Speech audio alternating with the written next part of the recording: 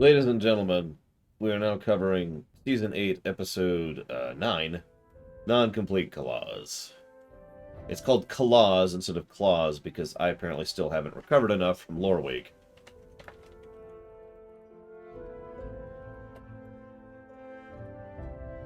Oh my god. Okay. Okay. Okay. I can do this. I can do this. Just have to use the brains. I got this. Yeah, I think we found a season 1 episode that got a little mixed up. It's okay, it all makes sense. I looked up this writer. This is the first thing she's ever done for MLP. And what's funny though is her list of writing credits is not large, but it's interesting. So she's done a few things recently. I have no idea what any of that is.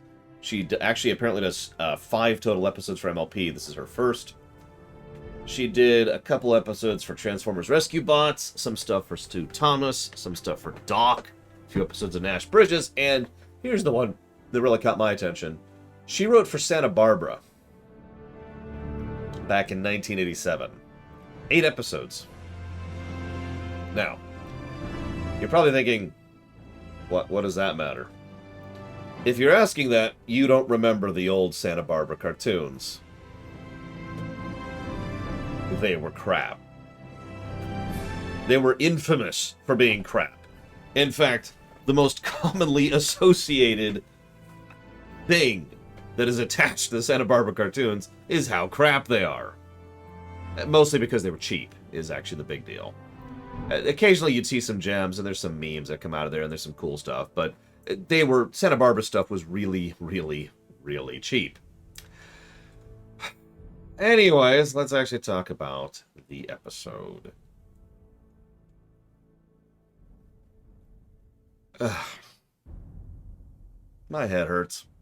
The level of detail in the background of this episode continues to blow me away.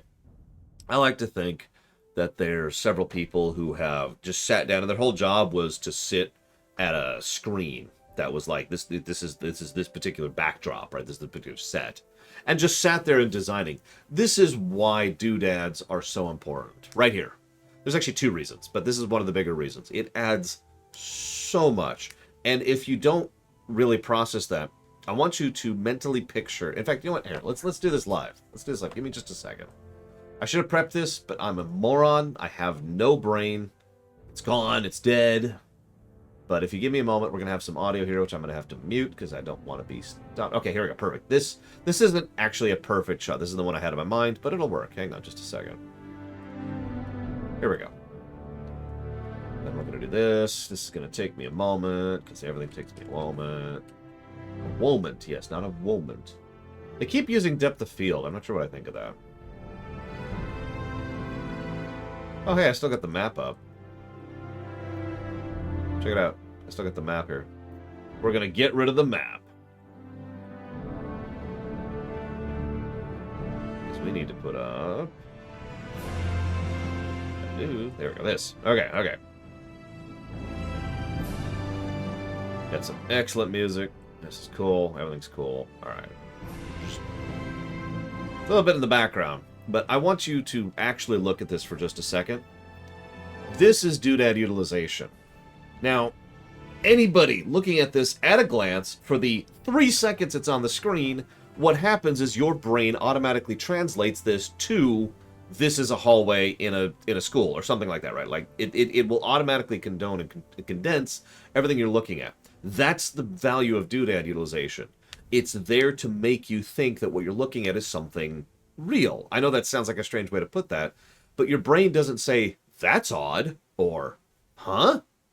Because you've got the bench on the right with the pony the unicorn who's looking out, you don't have you have got 3 pillows, you've got lots of little medals and stars and painting on the walls, you've got the actual paintings, you've got a lamp up there in the upper left, you've got this different styles of archways, you've got a door down the hallway, you've got a lamp, plant, God, I can't talk, you got 2 plants in the hallway, all of this stuff, all of these details, that just gives you your mind's eye It says, this is an actual place. And again, I know that's strange because this is a freaking cartoon, but that is what your mind does to this kind of thing. It does the same thing in video games, it does the same thing in movies, whether it's live action, whether it's sprites, or whether it's a cartoon. That's how your brain processes this stuff. Now, it's really easy to think about this from the opposite perspective. Remove all the doodads. Now, what does that mean? So let's leave the NPCs. So we've got the dude up front, we got the guy on the staircase, we got the two down the hallway, the two also on the hallway, and the guy on the right, okay?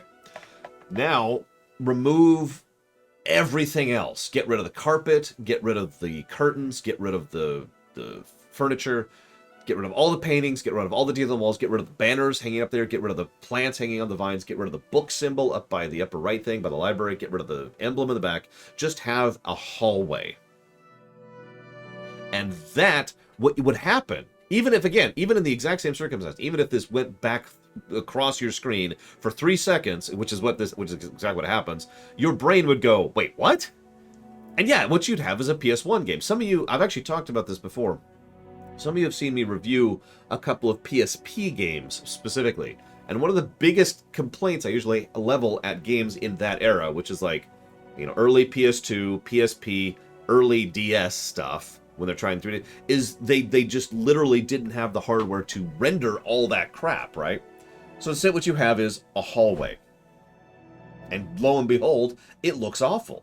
It actually detracts from the experience because your brain looks at that and goes, huh? And forgive me for doing this whole diatribe on the value and purpose of doodads.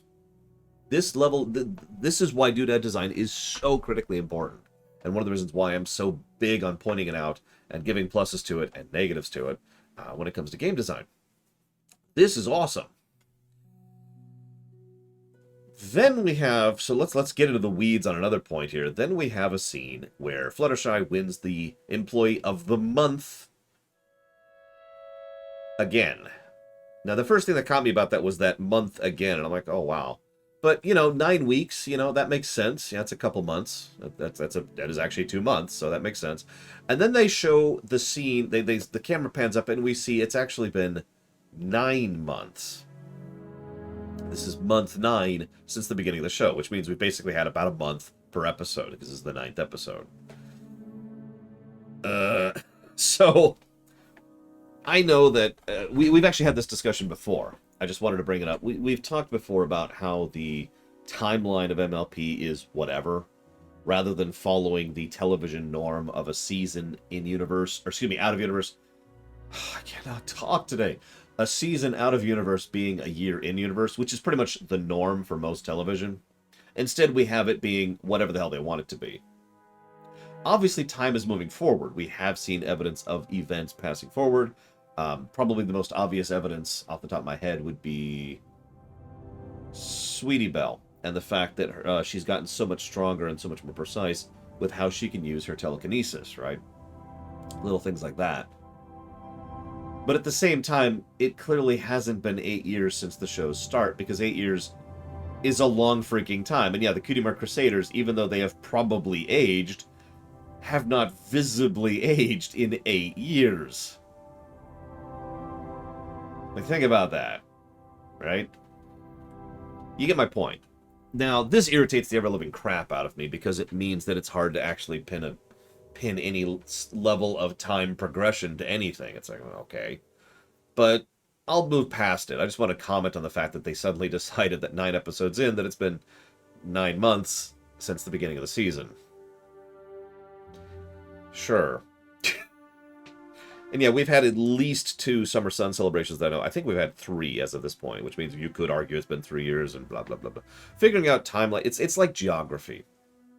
And I'm probably the only one who actually cares about this, and I know. It's just, it irritates me when a fictional work doesn't bother with time, scale, or geography. You don't have to be exact. You don't have to sit down and think about, okay, this is the 13th hour of the 50th. But it's nice to have a general sense of what I like to call background continuity. This is something that Enterprise Season 1 actually did surprisingly well, to use a direct example. There was a continuous, we're moving this far away from Earth, and this is how long it's been since we left Earth. And there was a decent amount of both geography and time continuity with regard to Enterprise Season 1, which is hysterical to say that there's good continuity in Star Trek, but it's true.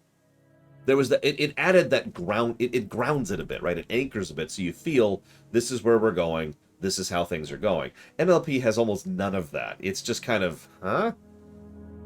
I talked about this back in season 1. We literally have an episode where it's like, here it's summer, or no, it's fall, or shoot, I forget the extra. It was like winter and then fall in that order or something, just whatever, because they just do whatever for the most part. But I will give MLP credit. It's mostly time-based. Their geography has been pretty tight for the most part.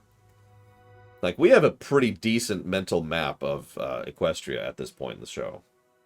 And, of course, they have a literal map that they can refer to. Anyways, I'm getting off topic. I wanted to talk about this because that way I can avoid talking about the actual episode.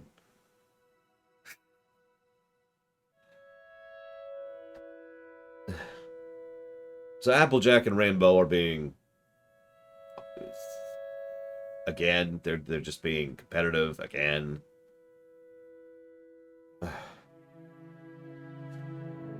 Yeah, Pinky's line. Pinky has the best line of the episode. This flower pot. Yeah, they're being childish.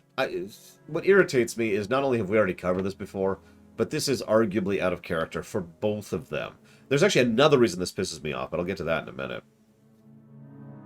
There you go, Vigilance. See, you got it. No, it's...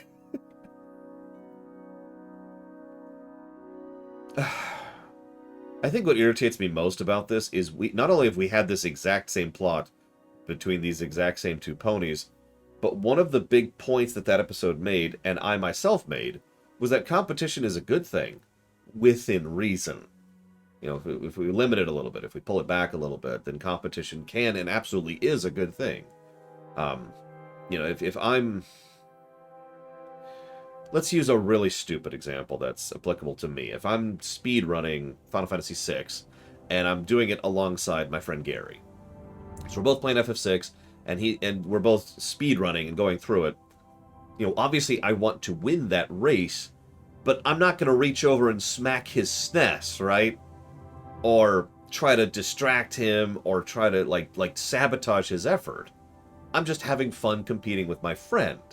And I sort of assumed that's where we were at with AJ and Rainbow, especially since several episodes since then have actually been about, you know, them competing in a more decent format, rather than just being like... Blah, blah, blah, blah, blah.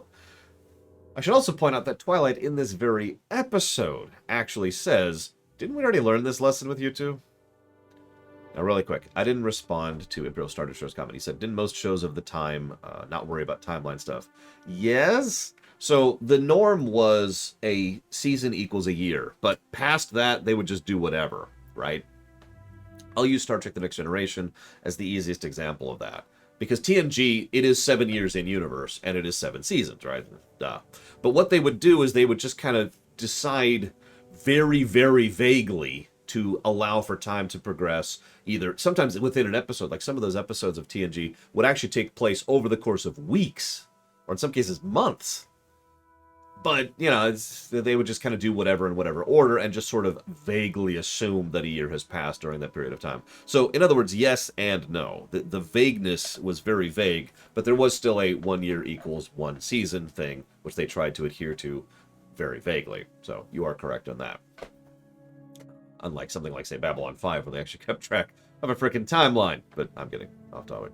Yeah, Deep Space Nine was actually a weird counterexample of that, because Deep Space Nine, again, 1 year, 1 season. It's pretty much the norm.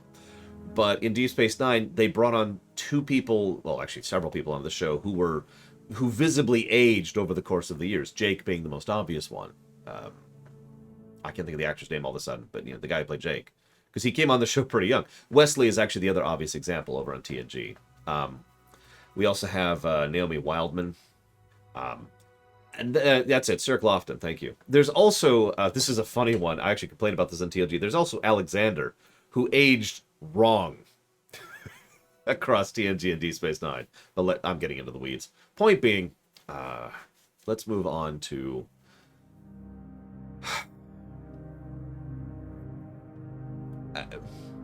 So this is our first episode that really focuses on the Student 6 since the premiere. And let me go ahead and echo what several people in chat said. If it wasn't for the Student 6, I could easily see this being in debate for Lamentation. This is not a Lamentation. The Student 6 are too good for that. And I mean that. I don't mean like, oh, defend it. No, I mean like they are good. They do good stuff with them. But even the Student 6 have some flaws in this episode. At least 2 that I can point to. I just point that out, though, because yeah, if it wasn't for them, this would probably be in question for black status. Now, I was about to address that Imperial Star Destroyer. So the next thing that really pisses me off here is that it's so easy to see what they could have done here.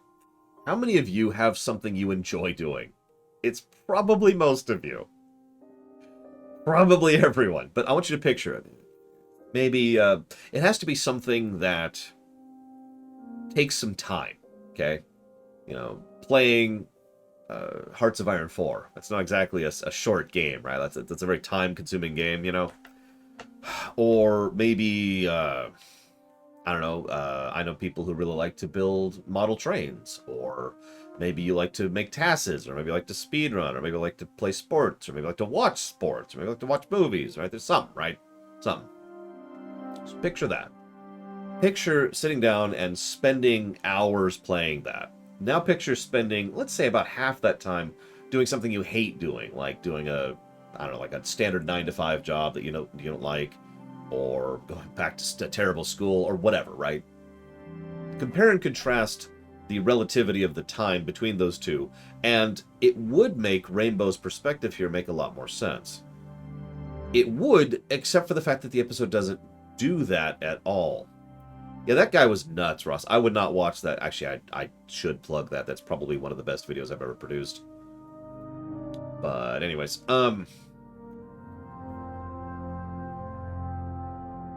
the episode doesn't do this. That's my point.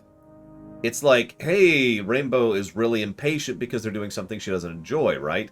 No. What's actually happening is Rainbow is super impatient because she's out of character and stupid. Rainbow not having time for something she finds boring is in character. It's something she's demonstrated many times. It's something I just explained to you. We have so much more tolerance and understanding for something that we enjoy doing. Whereas when we do something we don't, we just kind of go, ugh. The entire episode about teaching her about the Wonderbolt's history, remember that? It's one of my favorite episodes, I can never think of the name of it, was a good example of an episode where Rainbow just couldn't focus because it was something that was boring to her, right?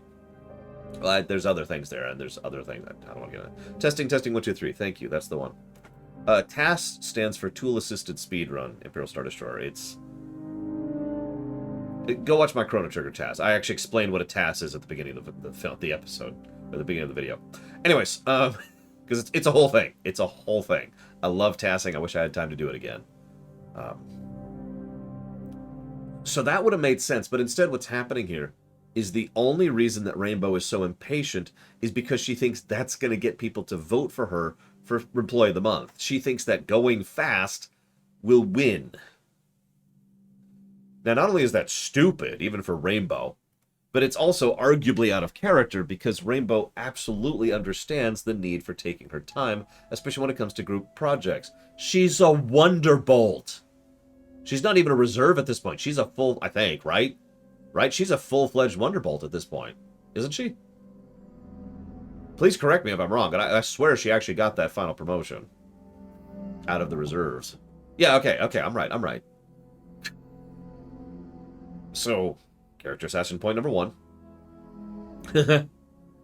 Then, they go and they make this terrible thing. I actually had a thought here. The idea of a... Yeah, she also learned that speed isn't everything when she got tank. Thank you. That was, what, season 2? May the best pet win, I believe was that one. Applejack says, let's make a teamwork building project. Let's go ahead and put together a construction project as a team working exercise. Call me a weirdo, but that actually sounds like an awesome teamwork exercise. And I mean that. Because anybody who's been on a large-scale construction project knows how much teamwork, how much you have to work on this. This has to match up with this, so we have to make these work together when we get together. That's a great idea. I'm absolutely with that, and that's fantastic. And I just wanted to comment on that. Yeah, and yeah, this isn't a giant project, really. This is a shed. But still, this is the kind of thing that would be a good... Like, if I was a teacher... Oh, that would be a great job, being a teacher at that school. Ideal. Like, if I got into MLP. There's my job. I'm going to try to become a teacher at that school. Anyways, sorry. But yeah, getting together and building that little shed and putting it together, awesome idea. Then we have several scenes of the two arguing in front of the kids, which sucks. Rainbow is super impatient, which I already mentioned, and which sucks. And then Rainbow sabotages everything because she's impatient, which sucks. I should also mention, the episode makes its point that Rainbow throwing together the part of the shed super quick, it looked terrible. As opposed to the part that the kids built, which looked a lot better. I'm pointing this out because even though Darth Maduro just said in chat, I think it was Darth Maduro, that Applejack isn't in the right, I'm going to disagree with that. Not that I think Applejack is right. I think the episode is trying to make Applejack right. No, really. The approach and focus of the episode is that Applejack is trying to win by doing it right, which happens to include being slow, and Rainbow is focused on doing it fast, regardless of doing it right. And the episode continuously shows that Applejack is more in the right than Rainbow. Like with the shed. Rainbow throws together this thing and hurries it up and smashes everything. What does Applejack do? Well, she gets them to build one of the things and almost gets the roof on top correctly. No issues on Applejack's side. What happens when they're in the canoe? Everyone's freaking out about trying to keep up with Rainbow's pacing, but then it cuts to Applejack, who's like, slow, focus on your movement, focus on the rowing, and it shows that Applejack is actually teaching the correct technique here. Yeah, exactly, Ross. The episode is slanting. That's why I had to preface that way. I'm not saying I agree with AJ. The episode agrees with AJ, which is just... Considering it feels like the whole point of the episode, the whole Aesop, is the whole idea... Yeah, exactly. Imperial Star Destroyer. The whole idea is the concept that these two are supposed to be equally in the wrong. It certainly doesn't seem to be earning that. By the way, that's strike number 2 against this episode. Okay, whatever. This is as good a time as I need to talk about the Employee of the Month concept. How many of you have ever had to endure an Employee of the Month program?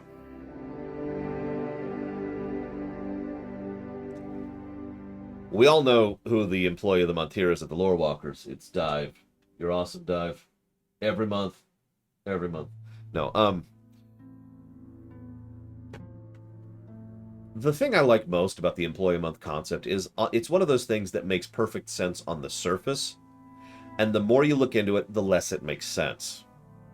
If I could borrow from CGB Gray for just a second here, it's like the boarding method of the planes. Anyone seen his video on that?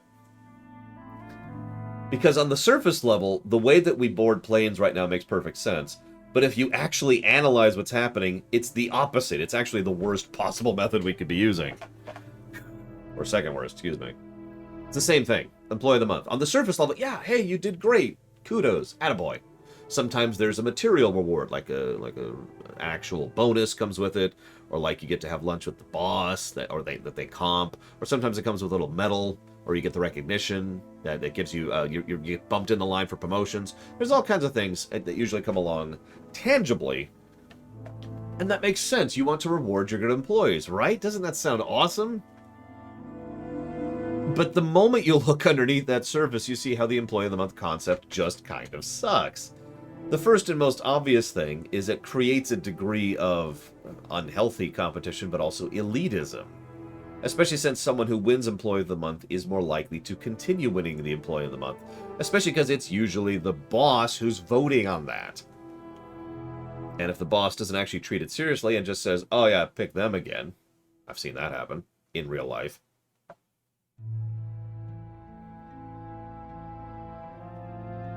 The other problem, at least in real life, is usually the Employee of the Month either goes to the person that the boss likes the most, or the person that sucks up to the boss the most. If it happens to be something that the employees vote on, that's actually worse. No, I mean that, because all of a sudden it becomes a whole political thing. All of a sudden people are like, oh, hey, who are you going to vote for? Oh, you should vote for me. Oh, hey, I've been helping out. You remember when I took your shift that one time? And as Ross just said, it breeds discontent. The reason this is such a double-edged blade is because I don't want... I am opposed to the idea that everyone's the same, because we're not. We're not. We're not the same. We're not equal. We're different. That's the whole point, is that we're different people, right? Right? So the idea of treating every employee exactly the same kind of sucks. But the Employee of the Month concept is something that I just feel like is such a lazy approach to that. That's the word I want to use. Because it doesn't require any work or effort on the behalf of the bosses, on behalf of the executives, right? Instead of reaching out individually, in private, to individual employees and saying, hey, good job on this, you did this well, trying to give individual bits of positive feedback and trying to actually manage your employees, you just make a freaking plaque that you can put up on the wall every month and swap it out every month and either vote for it yourself or make them do it. It's low effort. And as with so many low-effort solutions in real life, low-effort solutions tend to not actually fix anything and tend to create more problems. To borrow another quote, there's nothing as permanent as a temporary solution, right? As with most things in life, it tends to take actual work and effort to get something actually done. But anyways. So then we get to the canoe. Now, Yona's awesome.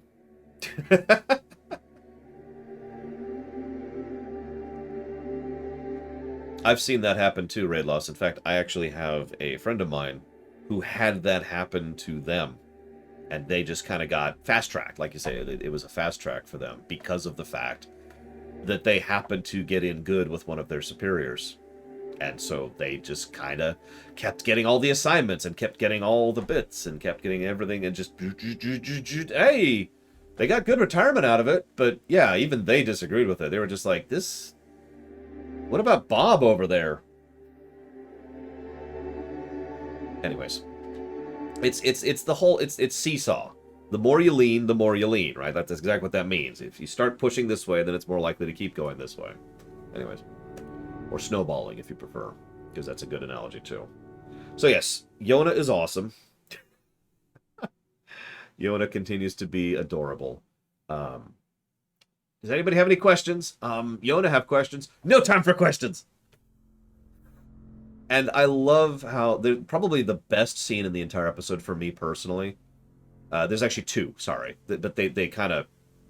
They go back to back here. They connect to each other. There's this bit where Yona is getting really nervous about going into the water. Makes sense. She can't swim.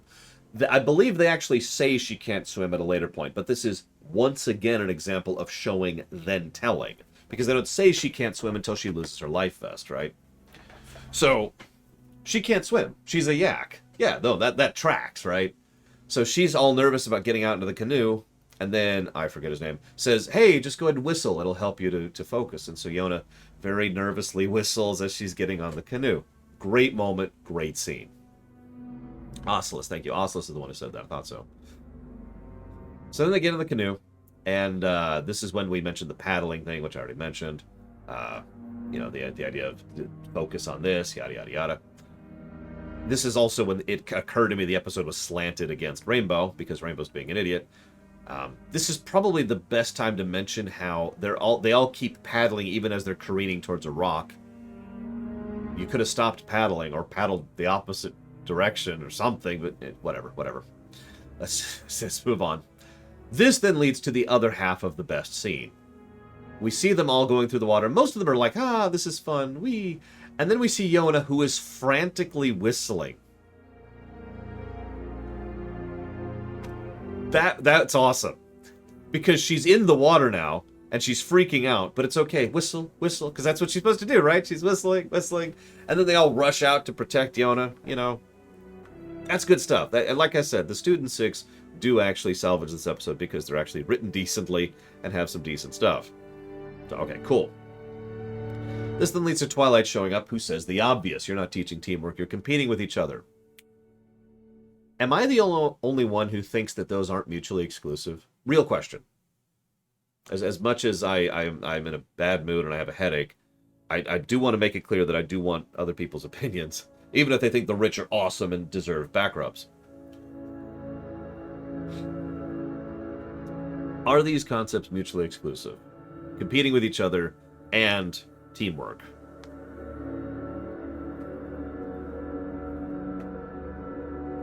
And while I wait for people to type up their responses, allow me to go back to my earlier example, because I chose that for a reason.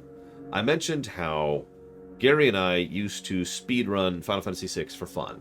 Usually sitting right next to each other, right? Just hanging out here. Look, I am an amazing masseuse, okay? That's not bragging. I am an excellent masseuse.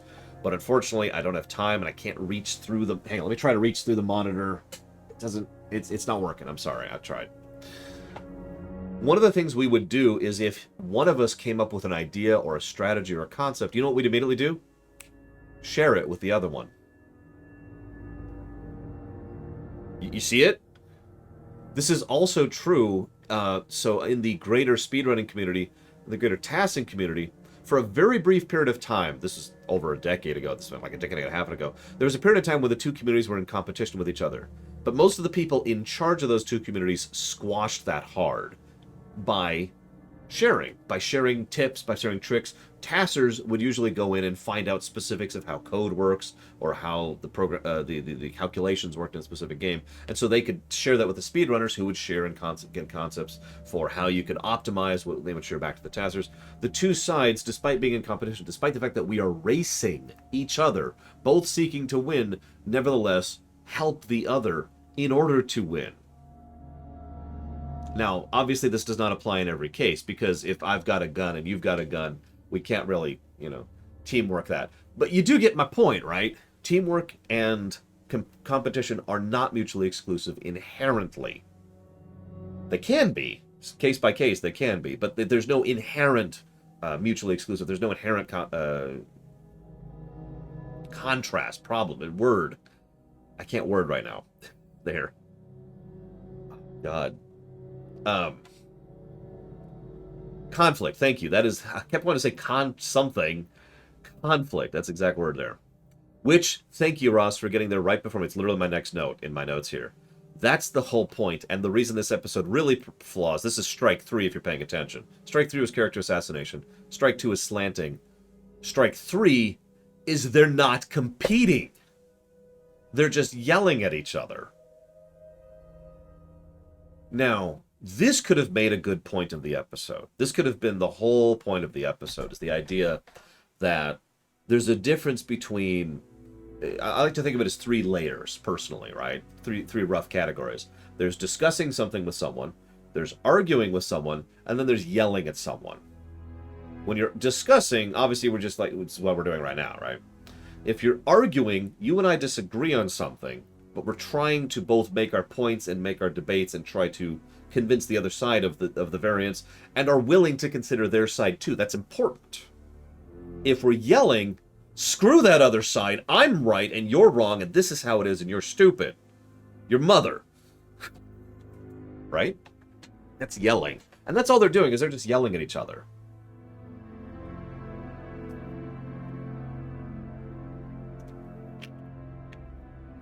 Oh. You get my point. You understand my concept here. And the episode completely fails to capitalize on that idea of defining that difference, and instead it just has them yelling at each other for no reason, because they both really want to be the person to win this over Fluttershy. This is made abundantly clear when Twilight says that outright, and they then immediately go into the idea of, oh yes, well I'm going to agree with you no matter what.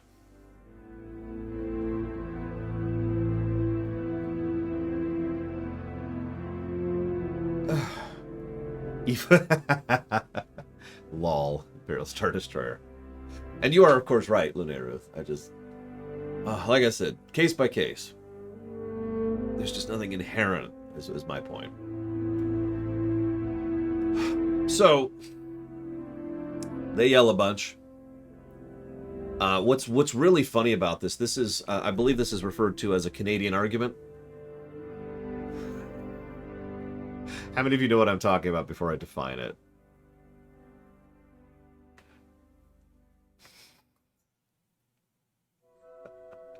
I have actually seen a Canadian argument in real life.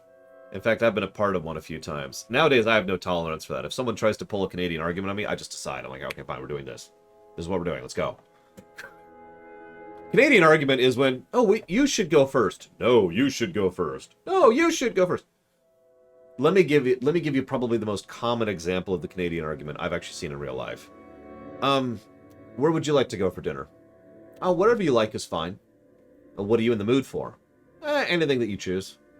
Well, okay. What would you not like to eat today? I don't know, nothing really comes to mind. Is there something you want to eat? Well, not really, but is there something you don't want to eat? Well, no, but... Oh my god! Just pick!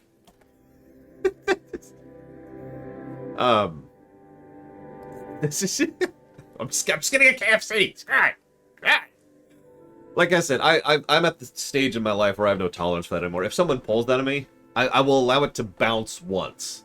Just once. And then I'm like, okay, we're going there. This is what we're doing. It's actually one of the reasons this became a thing for me. Some of you may remember, we don't actually do this on stream all that much anymore. But one of the reasons I have this coin, because remember, I got this long before I ever started streaming, is specifically because I got so sick of times like that. I was like, all right, fine. We're doing this. This is the answer. And then people made two-face jokes and yada yada. What we then say, what kind of coin? This is I think this is a full dollar, right? Yep. I believe it's an Eisenhower dollar. If you're wondering why I use this coin specifically, it's because it has the perfect weight and balance ratio for flipping. This is the perfect flipping coin. Like quarters, they're a little bit too light, especially nowadays since they started changing the metal makeup of them. And it's a little bit too small. It'll only barely cover, like, I have big hands. So it'll barely cover, like my thumbnail there. I used to, when I was much younger, I used a $50, which I can't remember what that was. Kennedy, I want to say? No, that's not right. But this sucker, this is brilliant. This is a perfect flipping coin right here. I actually have Dream Whisperer. The problem is you cannot get these, let me actually point to this. You cannot get these unless you buy in bulk. When I bought this pin, I had to buy 500 of these in order to get the order. That was the minimum in order to get the order through. I still have quite a few lying around. But I really, really wanted my pin, and if you remember, we actually gave out a few of those for a while. But it's the same problem. I could get a coin actually minted, I just have to get a couple hundred of them. So, not quite there yet. I'll stick with the Eisenhower. Anyways. So, then we have a decent montage. The Student 6 actually are like, hey, we're cool, and hey, we'll help, and hey, we'll work with each other. And that's the thing that kind of also falls flat a little bit for me.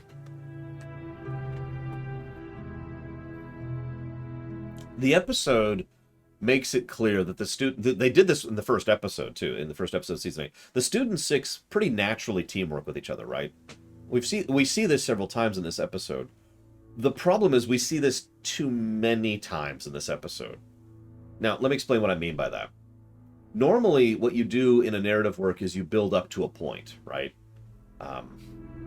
The enemy mine scenario is a perfect example of the build-up-payoff concept. We hate each other, we'll kill each other, oh no, we're stuck on a stranded planet, so we're antagonistic, but we have to work together, and we learn to respect each other, we learn to be friends, and at the last moment we have a moment where we could let the other one die, but we don't, because we've become friends. Build-up, payoff, right? Very simple. So, this episode has no build-up and tries to have a payoff, because it has the big payoff scene of the Student 6 saving AJ and Rainbow, which I already rolled my eyes at, but whatever. The problem is nothing built up to that. From word go, they already had teamwork. Every scene with the Student 6 has them naturally working together. Every single time. They did this with the shed. They did this when they were going to the canoe boat. They did this when they saved Yona from the river. They did this when they were lost in the woods. At every step of the way, it continuously shows they've already got the teamwork thing down. Now, yeah, it's been 9 months, so that makes sense. But then it makes the payoff scene even weirder. If you pay attention, if you were paying attention, I don't know if you caught it because it's very generic, but there's this very generic victory music playing during the payoff scene when they rescue AJ and Rainbow, and it's completely unearned. Like I said, strike 4 at this point. It'd be like... Let me use a parallel. Imagine if there's a superhero movie. And the superhero movie has consisted of the superhero absolutely wiping the floor with everyone. You know, it's Superman and he's been fighting crooks, right? But then the big villain shows up and it's another crook. And the big, glorious, victorious music is playing while Superman just wipes the floor with him effortlessly. You see how it just kind of deflates? Like, you can tell how it's trying to be like, ha-ha! But instead it's like, okay. And? This is one of the reasons why the superhero movie formula usually is establishment, and then victory, and then something goes wrong, and then they have to overcome the something wrong to actually win at the end. That's pretty much the formula. It is actually effectively the 3-act structure. Establishment, I forget what the middle thing is, and then payoff. No, it's establishment, conflict. There we go. Establishment, conflict, payoff. There we go. But they don't do any of that. So that's strike 4 against this episode. Now, Ocellus is still adorable. Giant fish death thing. The end. And then the episode ends on kind of a wah-wah and nobody learning any real lessons because... Once again, the episode comes close to... I think this is now the 3rd concept the episode could have been about and isn't. It could have been about Applejack and Rainbow doing what they are implied to do at the end deliberately. You know how the Student 6 are like, oh yeah, they just did the worst job of teamwork possible, so we could see what not to do. And that is a valid teaching structure. In some fields. Obviously, you don't want to teach brain surgery by messing up someone's brain. But you get the point, right? That is a valid teaching structure sometimes. And so, it's... Them they could have structured the whole episode. It would take rewriting. The whole episode would need a rewriting pass. But they could have structured the whole episode as them being like, all right, sure, we'll go ahead and teach them how this works. And oh my god, we learned so much about what not to do. Oh, it's incredible. I'm so glad we don't have that problem. And with Rainbow and Applejack being like, job well done. Instead, what we have is the two of them being morons. And yeah, then we end in a wah-wah. Sorry, we do need to count the wah-wah there. And then Fluttershy wins Employee of the Month. Because of course she does, because she's Fluttershy. So yeah, I think I've really thoroughly made my point. I've actually been talking for almost double the length of the episode now. This episode sucks. If it was, I think I've very clearly made my case that if it was not for the Student 6 being awesome, occasionally, because they still have screw-ups, this episode would absolutely be a lamentation. This is terrible. I am going to argue for a blue here. And it's been a little bit since we've had a blue. I'm going to check our things here. Let's see, we had a blue in Season 6. We had 2 blues in Season 6, actually. We did have a blue in Season 7. Up there it is, yep, Mod Couple. As I say, I wasn't sure. We have already had a blue in this season. Mod Couple. That's a shame. I think we've had, like, 1 blue per season, except for a couple of exceptions there. Will this episode be better if it was Season 1?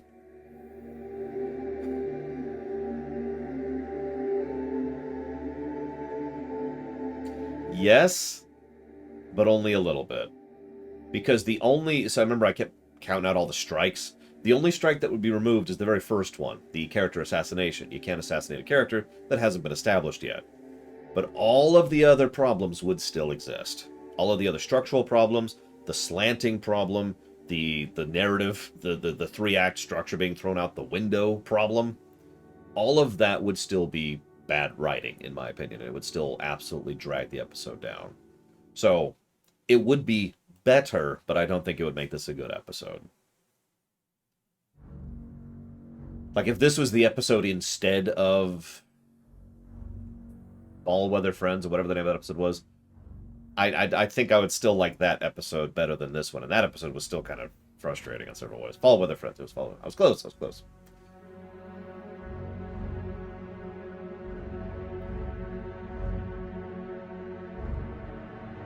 I'm seeing a few interesting opinions. Most people seem to agree that green is the ceiling.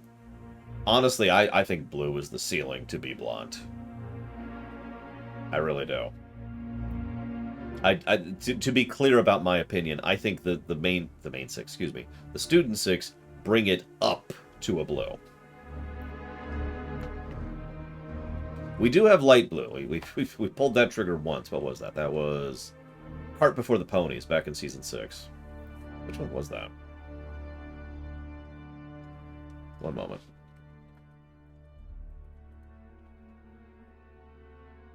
Oh, Derby Racers. Yeah, an episode I was not expecting to dislike as much as I did. But yeah, they were that was a very bad character assassination episode, especially for season 6. Yikes. Anyways, I'm gonna go with blue. I think this deserves. There we go. I think this deserves blue. Not a great entry for Kim Bayer Johnson. Ugh. Okay. What's our next one? So hang on. Our next episode is The Break-Up Breakdown, which is written by Nick Confalone. We've actually seen several episodes by Mr. Nick. Oh, right. That... Yeah, he's the one who wrote Dungeons and Discords, which was okay. Rock Solid Friendship, which was great. Saddle Row Review, which was great.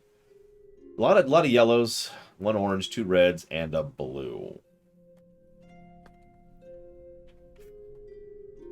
A break-up breakdown. I will see you all in about 25 minutes. Oh, I put the wah-wah, don't worry. Or actually, did I? I put it on my end. Hang on, wah-wah of 61. Yep, nope, I updated the wah-wah. We're cool. The blue was the mod couple. Ross. Nick Confalone wrote the mod couple. And I hated that episode with every fiber of my being. Wasn't a lamentation. Couldn't give it a lamentation status, but it was like a one-off.